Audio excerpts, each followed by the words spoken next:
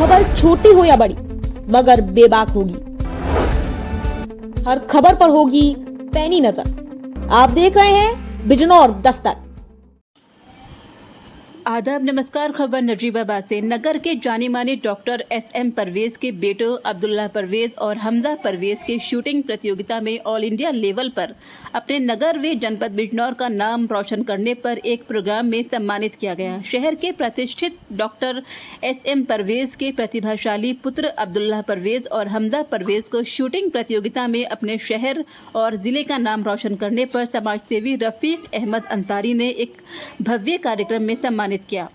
Green farm house में आयोजित सम्मान समारोह को संबोधित करते हुए कार्यक्रम संयोजक रफ़ीक अहमद अंसारी ने कहा कि मुझे गर्व है कि हमारे शहर के दो प्रतिभाशाली बच्चे वैश्विक स्तर पर अपने शहर और माता पिता का नाम रोशन कर रहे हैं। इसलिए मैंने ऐसे प्रतिभाशाली और प्रतिभावान बच्चों को प्रोत्साहित करना अपनी जिम्मेदारी समझा ताकि वो मजबूत मनोबल के साथ राइफल शूटिंग प्रतियोगिताओं में भाग ले सके और साहस के साथ अपना लक्ष्य निर्धारित कर सके। उन्होंने दोनों को बधाई दी और उनके उज्जवल भविष्य की कामना की। शूटर अब्दुल्ला परवेज ने अपनी युवावस्था में कड़ी मेहनत और लगन के अनुभव लोगों के साथ साझा किए। उन्होंने कहा कि सिल्वर मेडल और ब्रूस मेडल तक पहुंचने का सफ़र आसान नहीं है। इसके पीछे उनके माता पिता का हाथ है, बल्कि उनके दिवंगत दादा की दुआएं भी उनके साथ हैं। उनके दादा एक स्वतंत्रता सेनानी और एक बेहतरीन गनमैन थे। डॉक्टर एसएम परवेज ने अपने बेटे शूटर अब्दुल्ला परवेज का विस्तृत परिचय देते हुए बताया कि उन्होंने 11 साल की उम्र में इस क्षेत्र में कदम रखा था। 2013 में उन्होंने शूटिंग इंटर स्कूल में अपना पहला पदक जीता। 2014 में उन्होंने मुरादाबाद स्टेट राइफल एसोसिएशन द्वारा आयोजित शूटिंग प्रतियोगिता में 12 साल की उम्र में ब्रूस मेडल जीता। 2019 में उन्होंने senior junior open category shooting प्रतियोगिता में सिल्वर मेडल जीता। 2025 में उन्होंने बिग 4 ऑल इंडियन राइफल प्रतियोगिता में ब्रूस मेडल जीतकर अपने शहर और ज़िले का नाम रोशन किया। डॉक्टर इबादुर रहमान के संचालन में आयोजित सम्मान समारोह का आगाज़ मुफ्ती अरशद कासमी के तिलावत कुरान करीम से हुआ। Akhtar advocate, Javed Iqbal advocate, Qazi Asif Ali Muttaqi, Anis advocate, Sultan advocate, doctor Abdul Bari, doctor Haroon, doctor Nazim, doctor Shamshul Islam, Jamil Pradhan, Khurshid advocate, Iqbal Chaudhary, Premchand, doctor Shakir, doctor Wasim आदि बड़ी संख्या में लोगों ने अब्दुल्ला परवेज और हमजा परवेज डॉक्टर एसएम परवेज का फूल मालाओं से स्वागत किया। Report doctor Aftab नुवानी।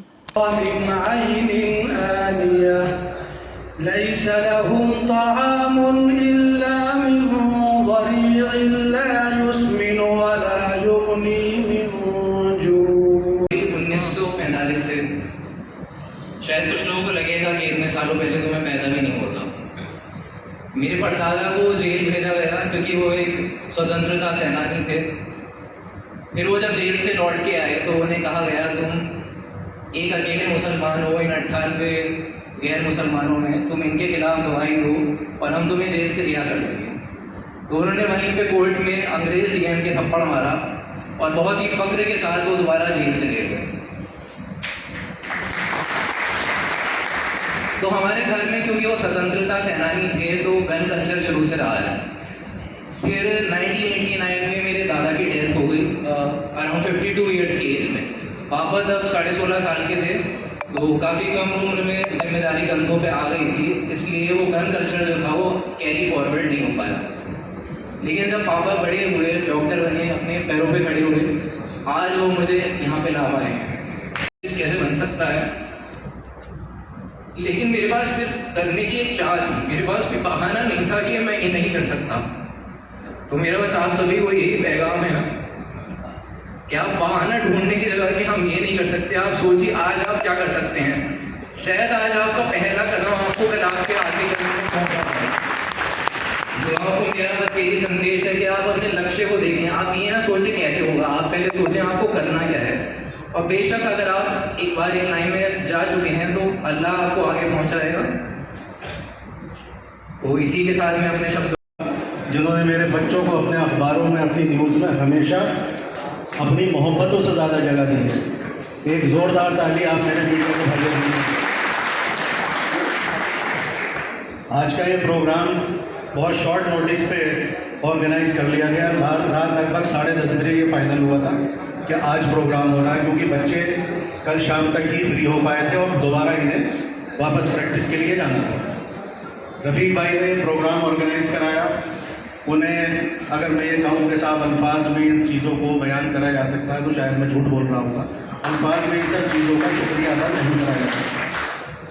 आप सब लोग यहाँ इकट्ठा हुए रफ़ीक भाई की कॉल पर बच्चों को सम्मानित करना, बच्चों की हौसला अफजाई करनी, लेकिन ये हौसला अफजाई करनी क्यों है शायद आपको ये पता नहीं। मैं सबसे पहले अपने बड़े बेटे का थोड़ा सा इंट्रोडक्शन दूँ। इसका नाम सब आप लोग जानते हैं, अब्दुल्ला परवेज़। 2013 से इसने शूटिंग के खेल में यहाँ खेलना शुरू करा। सबसे पहला medal inter school shooting championship में ज़िले की लेवल पर हुई थी कोतवाली, उसमें एयर राइफल में ब्रॉन्ज मेडल मिला जब इसकी उम्र लगभग 11 साल थी। दूसरा मेडल राइफल में इसका 2014 में स्टेट लेवल कंपटीशन हुआ था मुरादाबाद में। डिस्ट्रिक्ट राइफल एसोसिएशन मुरादाबाद ने वो ऑर्गेनाइज कराया था। वो उसका लेवल स्टेट था, लेकिन स्टेट राइफल एसोसिएशन ने उसे ऑर्गेनाइज नहीं कराया था, तो हम उसे इंटर डिस्ट्रिक्ट लेवल का कंपटीशन बोल सकते हैं। लेकिन उसमें बिजनौर से लेकर बनारस तक के लगभग सारे धुरंधर शूटर उसमें आए थे। उसमें अब्दुल्ला परवेज़ का 12 साल की उम्र में इसने एंट्री करी और 12 से 21 साल वाली एज में ये खेला और पहली ही बार पार्टिसिपेशन में 50 मीटर राइफल में इसका ब्रॉन्ज मेडल आया। और ज़िले के बाहर से किसी भी स्पोर्ट में ये पहला मेडल था जो ज़िले के बाहर से ज़िले का कोई बच्चा लेकर आया। उसके बाद में इनकी पढ़ाइयों की मसरूफियात और बाकी सारी फैमिली की मसरूफियात के चलते ये खेल लगभग बंद हो गया और दोबारा से ये 2018 में स्टार्ट हुआ। यूपी स्टेट शूटिंग चैंपियनशिप में बेटे का उसमें 2 कैटेगरी में, सीनियर कैटेगरी में भी और जूनियर में भी, क्योंकि जूनियर कैटेगरी में तो आप 21 साल तक भाग ले सकते हैं, लेकिन जो सीनियर कैटेगरी होती है उसमें 21 से छोटे वाले भाग ले सकते हैं। वो ओपन कैटेगरी होती है, 21 से 45 साल तक की वो है, और उसमें 45 से बड़े भी भाग ले सकते हैं और 21 साल से छोटे भी। वजह यह है कि उसे क्वालिफाई करने के लिए स्कोर काफ़ी ज़्यादा है। जूनियर को उसके मुकाबले थोड़ा कम रहता है, सीनियर को उससे ज़्यादा होता है।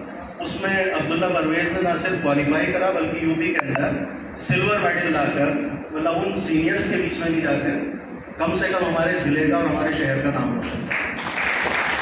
इसके बाद 2019 में एक कंपटीशन होता 300 मीटर बिग बोर राइफल, और ये 2019 के बाद अब दोबारा 2025 में ही हुआ। ये हमारी स्पोर्ट्स के लिए हमारी सरकारी या समाजी जिम्मेदारी और इंटरेस्ट थी कि 6 साल यहाँ कोई कंपटीशन ही नहीं हो रहा। इसने ऑल इंडिया जीली मामलंकर शूटिंग चैंपियनशिप में, जिसमें बिग बोर राइफल चलती है, जिसका झटका बर्दाश्त करना बड़े बड़ों के बस की बात नहीं होती, उसमें पार्टिसिपेट करा और पहली बार में ही इसका ऑल इंडिया में ब्रॉन्ज मेडल आया। और ब्रॉन्ज और गोल्ड और सिल्वर के बीच का जो डिफरेंस था वो मुश्किल से 1 और 2 मार्क्स का था। और नेशनल शूटिंग चैंपियनशिप में उसी कंपटीशन में इसकी 4th रैंक आई। उसके बाद लॉकडाउन लग गया 2020 में, सबको मालूम है, वो खेल फिर डिस्टर्ब हुए। उसके बाद नेशनल शूटिंग चैंपियनशिप में पार्टिसिपेट करते हुए मैं थोड़ा कट शॉर्ट कर दूँ, ये 6 बार लगातार नेशनल शूटिंग चैंपियनशिप क्वालिफाई कर चुका है, जिसमें एक बार इसका गोल्ड मेडल है और ब्रॉन्ज मेडल है नेशनल लेवल पर, और हर बार ही लगभग इंडिया टीम के ट्रायल के लिए सिलेक्शन हुआ। अब भी के ट्रायल देकर ही आए। 2023 में वर्ल्ड चैंपियनशिप के लिए सिलेक्शन हुआ इंडिया में 5th रैंक पर। टोटल 6 एथलीट जाते हैं किसी भी पार्टनर चैंपियनशिप में। तो ये शूटिंग के बारे में बता रहा हूँ मैं। तो शूटिंग टीम में 6 लोगों का सिलेक्शन हुआ, जिसमें इसकी 5th रैंक थी। लेकिन वर्ल्ड शूटिंग चैंपियनशिप जो 2023 में चैंगवॉन शहर है कोरिया का, उसमें हुई थी, तो वहाँ इसने इंडियन स्क्वाड की तरफ से हाईएस्ट स्कोर करा। आप वेबसाइट पे जाकर, जो इंटरनेशनल शूटिंग स्पोर्ट्स फेडरेशन की वेबसाइट है, तो इंडिया क्लिक करेंगे उसमें 50 मीटर राइफल में, तो स्कोर दिख जाएगा। उस स्कोर की बदौलत आगे जो ट्रायल हुए उसमें इंडिया से 1st रैंक पर सेलेक्ट होता है और इंडिया टीम का प्रतिनिधित्व करने का इसे मौका मिलता है। एशियन शूटिंग चैंपियनशिप कोरिया, वो भी 2023 में हुई थी। उसमें इंडिया की टीम को, जिसमें अब्दुल्ला परवेज़ थे और एक दिल्ली के पुखराज चौहान थे, तीसरे शूटर उसमें हिमाचल प्रदेश के थे फरहान मिर्जा, इन 3 लोगों की टीम को ये ब्रॉन्ज मेडल वहाँ पे हासिल करने में कामयाब रहे। और आप वेबसाइट पर जाकर देखिए कि एक तरफ ब्रॉन्ज मेडल के लिए पुकारा जा रहा है, गले में मेडल डल रहे हैं, और दूसरी तरफ हमारा तिरंगा ऊपर जा रहा है। अल्लाह से दुआ करें कि अल्लाह दोबारा मौका दे और ये तिरंगा गोल्ड मेडल के साथ ऊपर करें। उसके बाद 2025 में बिग बोर कंपटीशन दोबारा होता है उसमें अभी 3 पोजीशन स्टैंडर्ड राइफल, ये सबसे डिफिकल्ट डिसिप्लिन में से एक माना जाता है। एक तो बिग फोर कंपटीशन 300 मीटर दूर टारगेट होता है, राइफल का झटका इतना होता है कि आप गोली चलाएं कहीं लगती कहीं नहीं, लेकिन उसमें भी ये पहली ही बार पार्टिसिपेट करके ऑल इंडिया ओपन चैंपियनशिप में सिल्वर मेडल हासिल करने में कामयाब रहा। अब इस बीच में मैंने आपसे बहुत सारे 3 स्टेट के डिस्ट्रिक्ट के सारे मेडल वो छोड़ दिए, क्योंकि उनकी वैल्यू जब बड़ा मेडल मिल जाता है तो थोड़ी कम हो जाती है बताने के एतबार से, क्योंकि बताने लगूंगा तो बहुत सारा टाइम चाहिए। अब मैं दूसरे बेटे के बारे में थोड़ा इंट्रोडक्शन दे दूं। बड़े भाई को देखकर इसका भी दिल करा, ठीक है साहब आप भी चला लो। पहली बार में ही स्टेट चैंपियनशिप क्वालिफाई कर दी, कोई मेडल नहीं था लेकिन क्वालिफाई कर दिया। प्री नेशनल में क्वालिफाई नहीं करा, 1 नंबर से रहे। अगली बार प्री नेशनल भी क्वालिफाई करा, नेशनल भी क्वालिफाई कर दिया, और नेशनल क्वालिफाई करने में जो स्कोर बना उसमें सिर्फ 0.3 नंबर से ये चूके इंडियन टीम के ट्रायल में आने से। अगले कंपटीशन में वो ट्रायल वाला भी स्कोर मान लिया, तो इंडिया टीम के ट्रायल के लिए सिलेक्शन हुआ। अभी ये ट्रायल देकर आ रहे हैं, 3 बार ये भी रन आउट होकर रह चुके। अब इन्होंने नया स्पोर्ट शुरू करा, 3 पोजीशन 50 मीटर राइफल, उसमें पहली ही बार पार्टिसिपेट करके अभी दिल्ली में जुलाई में कंपटीशन हुआ था, pre UP state shooting championship. वो एक क्वालिफाइंग टाइप का कंपटीशन होता है जिसमें पास करे बगैर आप यूपी शूटिंग चैंपियनशिप में स्टेट लेवल पर भाग नहीं ले सकते। उसमें इसका सिल्वर मेडल था, और अभी जयपुर के अंदर यूपी शूटिंग चैंपियनशिप 48 नंबर वाली हुई थी, उसमें इसका गोल्ड मेडल रहा था। और जब इन बच्चों का ब्रॉन्ज मेडल आ रहा था तो डिफरेंस बहुत कम था, और जब मेरे बेटे हमजा परवेज का गोल्ड मेडल आया है तो डिफरेंस बहुत ज़्यादा है गोल्ड और सिल्वर के बीच में। और इसके बारे में एक चीज़ बिल्कुल अजीब सी बताऊंगा, शायद आपको मोटिवेशन हो। ये बच्चा लेफ्ट हैंडर है, राइट हैंड से अपना नाम भी नहीं लिख सकता। अब हमारे पास कोई लेफ्ट हैंड की राइफल नहीं थी, इसमें पहनने के लिए एक अलग से स्पेशल जैकेट होती है, उसमें भी राइट और लेफ्ट हैंडेडनेस के हिसाब से ही वो पहनी जाती है। इसके पास पहनने की कोई जैकेट भी नहीं थी, तो अब्दुल्ला की राइट हैंड वाली राइफल मेरे साइज़ की, इसके और मेरे साइज़ में सभी कुछ डिफरेंस है। राइट हैंड वाली जैकेट इसने अपने नॉन डोमिनेंट हैंड से चला के ये सारी चीज़ें हासिल करी। आज भी राइट हैंड क्रिएटर नहीं कर सकता, लेकिन अल्हम्दुलिल्लाह गोल्ड मेडल जीत कर आया। एक बार फिर आप सब लोगों का ख़ास तौर से मैं दोबारा कहना चाहूँगा, मीडिया के मेरे भाइयों का लगातार जो कवरेज में अपनी जगह देते हैं, तहे दिल से शुक्रगुजार हूँ। और रफ़ीक भाई आपका और बाकी सब लोग जो यहाँ आए हैं अपने कीमती वक्त में से वक्त निकाल कर, मैं सबका तहे दिल से शुक्रगुजार हूँ। मुबारकबाद दूंगा इस चीज़ की कि आप बहुत शॉर्ट टाइम में और एक ही कॉल करने में आपने जो यहाँ इकट्ठे हुए हैं उसके लिए सबको बहुत बहुत मुबारकबाद।